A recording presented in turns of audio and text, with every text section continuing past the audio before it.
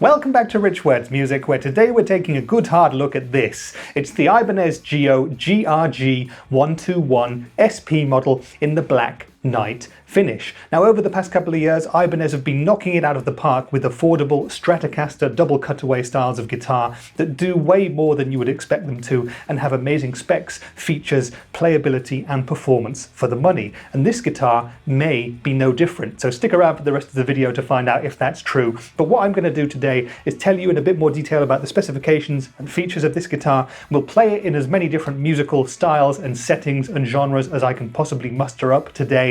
And at the end, I'll tell you what it's been like for me to have played this guitar pretty extensively over the past few weeks, to have had it at home and to really got to know it better, and whether or not I think it performs to the right sort of levels and is worth your money at the end of the day. So stick around for that. So let's start with those specifications and features then. Now, this is a GIO guitar, so it's Ibanez's take on a sort of Super Strat style of instrument, a hot-rodded Stratocaster type guitar. And for those of you who are familiar with my channel, you'll have noticed that I've had the AZES guitars on my channel quite a lot recently. Videos on those up there if you'd like to watch those later. Those are a more traditional take on the Stratocaster type of guitar, but this, the GIO, is a hard-rocking Super Strat type of instrument, but there's more than meets the eye to this one as well. Now, I said it was affordable, and it'll set you back about $299 or 299 euros, depending on which part of the earth you happen to reside, so that's very much an affordable instrument. But what do you get for your money? Well, in this case, you get this beautiful sparkly Black Night finish. It's a really, really beautiful looking guitar. There is one available in the Blue Metal Chameleon finish, which is also fantastic. It changes between blue and shimmery purple under different light conditions, and you can actually see a video of me giving that one a sneaky little intro with Lee Fuge at last year's 42 Gear Street event. But today we're dealing with the Black Night version. Now, the bodywood for this guitar is poplar and the neck is roasted maple with a jatoba fingerboard. So we've got this sort of almost aggressive looking Super Strat sort of a shape with these really pronounced lower and upper cutaways there. Great upper fret access on the back of the body, as you can see there as well. This is very much built for someone who wants to get all the way up there to the top frets, and there are indeed 24 frets on this guitar. On the rest of the body though, it's quite pared back. We don't have a scratch plate, so we're not really hiding that beautiful sparkle finish at all, which I think is a great move. We have two Ibanez classic elite humbuckers here and an Ibanez hardtail bridge. That's great for a couple of reasons. Number one, personally, I always prefer hardtail bridges over vibrato bridges. And number two, I think that on cheaper guitars, on guitars that beginners will also buy, having a hardtail bridge is going to give you much better tuning stability than having one with a vibrato. You know, as soon as you wiggle a cheap wiggle stick, you're out of tune. So that's also something to think about and is a definite advantage in my opinion. In terms of controls, we're quite simplified here. We've got a master volume and a master tone knob here, and we've got a 5-way pickup selector switch. Now, on traditional electric guitars with two humbuckers, you'd only have 3 settings, but on this guitar we've got 5, so let me take you through those now. Starting up at the top, we have the neck humbucker, as you would expect. Then you flick it down into the second position, and you have access to the treble side half of that bridge humbucker, so it's like a coil split, giving you almost a neck pickup on a traditional Strat type guitar, and we're going to hear how that sounds in the playing part of the video. Moving to the middle position on the selector switch, and you have both humbuckers, just as you would expect. And moving to the fourth position, or second position, as some people would call it, you have access to this half of the neck pickup again, and also the treble half of the bridge humbucker. So again, it's going to be kind of 2 single coil pickups going together. That could sound something like the neck and bridge together on a traditional Strat, but we'll find out in the playing part. Finally, down at the bottom here, you have that traditional access to the full-on, full-fat bridge humbucking pickup. There's one final feature that I just want to quickly draw your attention to on the body of this guitar, and that is the output jack here. This is made of solid, durable plastic. It's one piece, and it's what Ibanez call their mono unit output jack. That should give us a bit more durability than your standard cheap metal output jacks that can have a tendency to get loose connections and so on, and tend to be a problem on more affordable guitars. We should have no such issues with this one. And I can also report that Ibanez's AZES guitars have the same mono unit output jack, and I've never had a problem with any of those. They're very, very cool units to have. So moving up to the neck of the GRG121SP, and we've got this roasted maple neck here. You can probably see just there that we've got a joint, so it's not a solid piece of roasted maple, but you wouldn't expect that at this price point. We have a 24 fret jatoba fingerboard with white dot inlays. Now, the frets are medium size according to Ibanez, but they feel and look like medium jumbo to me. Whatever, they're very, very comfy. The neck itself is a thinnish to almost standard sized C shape, very, very comfortable. It has a satin finish too, so it feels really good in the hand. It's not going to be too small for anybody, it's not going to be too big for anybody either. It's going to fit pretty much everybody. Now the scale length here is 648 millimeters or 25.5 inches, and we have a 43 millimeter ABS plastic nut. This is the Ibanez GIO headstock with 6 inline Ibanez own brand tuners, and you can see that the headstock itself is also finished in that beautiful Black Knight sparkle finish. So this is the Ibanez GIO GRG121SP, and what we're going to do now is play it. So my rig for today is going to be my Hughes & Kettner Black Spirit 200 amp head. We'll start on the amp's clean channel and we'll play some poppy stuff and some folky stuff, maybe a bit of blues as well. Then we'll kick on the amp's crunch channel and play my mainstays, classic rock and a bit of indie rock as well. After that we'll go to the amp's lead channel and we'll play some harder rock, some punk rock and some progressive rock, and then at the end we'll go back to the amp's clean channel. I'll engage my Rev G3 distortion pedal, we'll tune the guitar down to drop D and see if we can make it chug. Enough talk then, it's the GRG121SP from Ibanez. Let's play it now and we'll speak in more detail about it afterwards.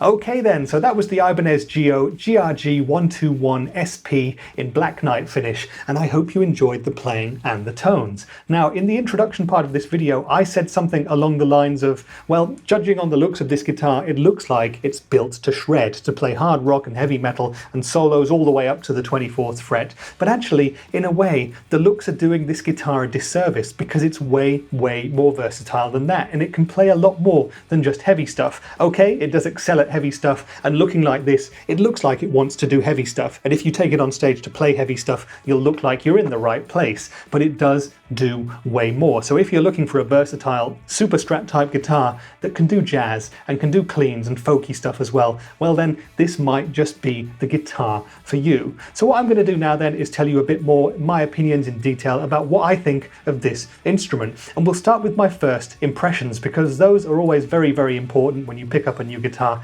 I have to be honest, I really wanted Ibanez to send me the Blue Metal Chameleon version of this guitar because I'd seen that one before at 42 Gear Street. I love a blue guitar anyway, and I absolutely loved that blue and purpley sparkle sort of a finish. But the Black Knight looks really good too. I love the sparkle in the finish. I love the all black guitar. I do quite like black guitars, but they're very difficult to put on videos. As you can see, the lights and everything else shows up in it. You see every single little smudge. But apart from that, it's a beautiful looking instrument, and I think that the darkness of the roasted maple neck there also goes really well with it. The jatoba fingerboard is quite a deep reddish sort of a brown, but it looks nice too. So full marks to this guitar for the way it looks, and a nice little touch is the fact that you've got the headstock in the Black Knight finish as well. So it looks great straight out of the box. The weight was really good too as soon as I picked it up. This is a nice light guitar at just under 3 kilograms or just over 7 pounds. It's really a decent weight. It balances really well too, and it feels great to play sitting down, or if you're using a strap and playing it standing up the way it was probably intended to be played.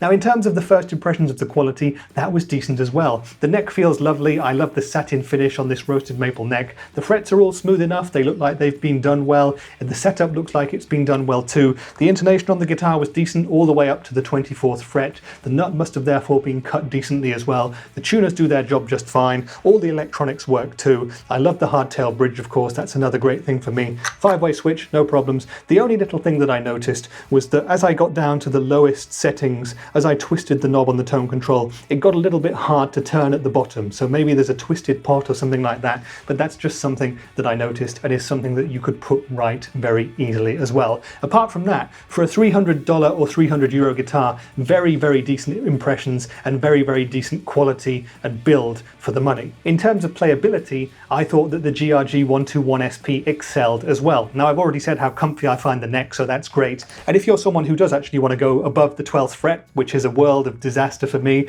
well, you'll get up to the 24th fret no problems whatsoever, thanks to these lovely, really extreme double cutaways, and you've got this really decent all-access heel joint here on the back. You can also see while I've got it twisted here that we've got a big cutaway there as well, and it's a nice, sleek, thin line sort of a body, so a really easy guitar to handle as well. So in terms of playability, full marks for the price point. You can't get much better than this. And the other thing that we need to talk about is the sounds. How good does this guitar sound? Well, you've heard the sound samples already, so give me your comments down there. Let me know if you thought this guitar actually sounds decent. But for me personally, I really think, again, this guitar's super versatile. It can play pretty much everything, and I'm really impressed with the classic elite Ibanez humbuckers that are in this guitar. Now, for those of you who know my channel, you might not know that I'm actually already familiar with the classic elite humbuckers because I have them in one of the other guitars that I happen to own. But it's not what you think.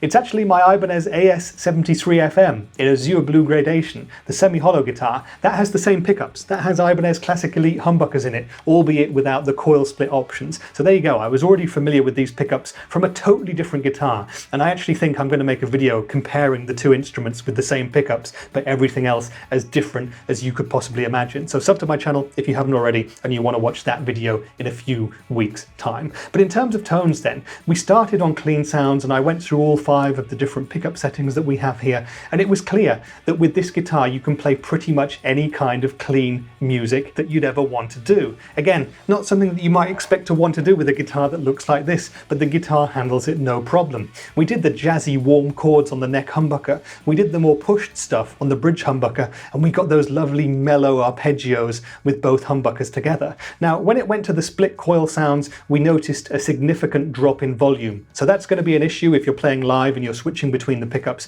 you're going to need a volume boost or some kind of a boost pedal or something like that in order to get the guitar sounding consistent volume-wise. But in terms of those split coil tones, I was very impressed. They're not quite vintage Stratty or anything like that, but they just give you a totally different flavour. They give you some nice sparkle, and I thought that they were great for country stuff and folky rhythmic chords, and also funky stuff too. So really, clean tones, you can do everything with this guitar. Now, when we turned the crunch channel on the amplifier and we did the classic rock stuff and the indie rock stuff, I got the great fat bridge humbucker tones that I would expect. It was perfect for AC/DC style classic rock. It was perfect for the indie rock that I do a lot of the time when I'm playing at home, and so it really worked for me in that regard. And when we went up to the amp's lead channel and started playing some hard rock and some punk rock, I actually think that we're at home base for a lot of people who would be buying this guitar. That's where you'd start out playing that kind of music on this kind of instrument, and the Classic Elite humbuckers are just perfect for that. They've got a lot of bite and clarity, but a lot of fat bottom end as well,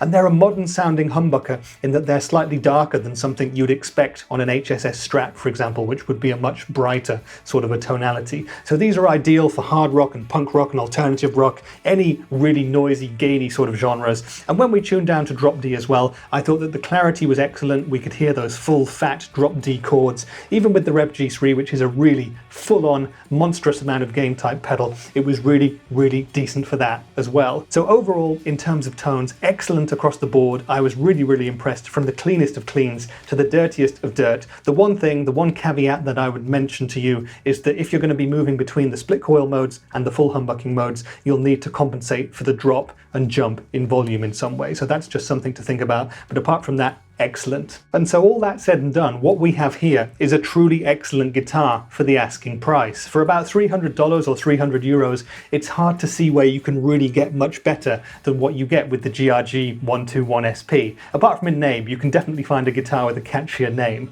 But in terms of pure value for money, in terms of the quality of the hardware and the performance and the feel of this instrument, this is really top notch for the price. And if you're interested in a Super Strat type of guitar at this sort of a price point, consider it. And this is not just a beginner's guitar either. Okay, it's going to be great for beginners because it's in that price bracket, but if you're someone who's already begun your guitar journey and you want something like this, or you just want to move in this direction, then this guitar is going to be excellent, regardless of the fact that it only costs around 300 of your local currency. Now, if you're looking for similar guitars to compare this to, or something else that might be slightly different from this one, I would really recommend that you take a look at the Ibanez AZES line of guitars. Those are more traditional takes on the Stratocaster type of instrument. The AZES 40, for example, is an HSS Strat type guitar that's a more traditional take on this instrument, and I do have, as I've already mentioned, a video where Lee Fuge and I go through that guitar against this exact guitar in the Metal Blue Chameleon colour and compare the two directly. Now, the AZES 31 guitar is 3 single coil pickups with the same hardtail bridge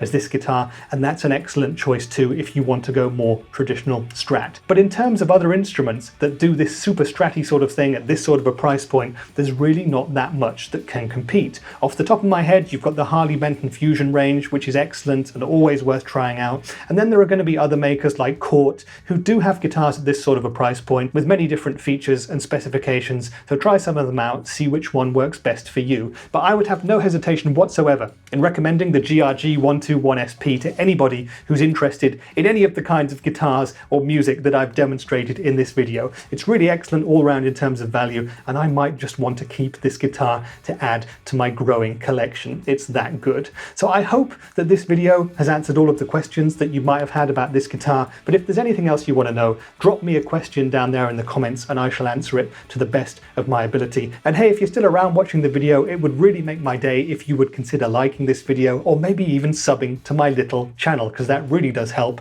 But that's been it for today's video. I've been Rich for Rich Words Music, and I'll see you in the next one. Bye for now.